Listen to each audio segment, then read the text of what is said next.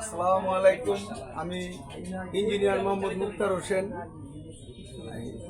আপনাদের কাছে দোয়া চাই। আমার নতুন ইউটিউব চ্যানেল খুললাম, সেজন্য আপনাদের কাছে সবার কাছে আমি দোয়া চাই। আজকে আমি একটি আমার ওপেনিং ভিডিও ছাড়তেছি। প্রথম হচ্ছে একটি সুপার এরিস্টন ফ্রিজে কম্প্রেসার ছিল, এই শিরুবি এই সুপ্রা কম্প্রেসার ছিল। সুপ্রা কম্প্রেসার পাল্টিয়ে আমি একটি প্যানাসোনিক কিউবি 6 কম্প্রেসার লাগিয়েছি।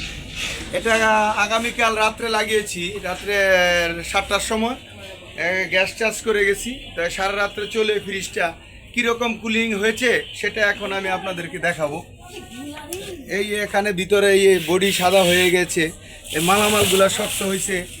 হ্যাঁ, এবং এই মালামালগুলো শক্ত হয়েছে।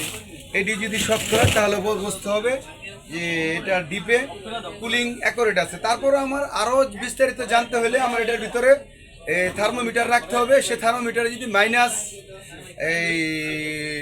24 বা মাইনাস 30 এমন চলে আসে, তখন বুঝতে হবে আমার ফ্রিজটা সম্পূর্ণ ঠিক আছে, একটা চেস্ট ফ্রিজের ক্ষেত্রে। তারপর আমরা এখানে এই প্যানাসোনিক কম্প্রেসারটি ইউজ করার পরে এখানে আমরা এই ডিসচার্জ সাকশন চার্জিং লাইনে আমরা একটা শাটেড বাল্ব ইউজ করছি এবং স্টেনারটা পরিবর্তন করে দিয়েছি। এটা কুলিং হচ্ছে, স্টেনার সুপার কুসুম কুসুম গরম হচ্ছে এবং এই কিছু ক্যাপিলারি ভেঙে গিয়েছিল, নষ্ট হয়ে ক্ষতিগ্রস্ত হয়েছিল। তা আমরা মাপ মতো কিছু ক্যাপিলারি যোগ করে দিয়েছি।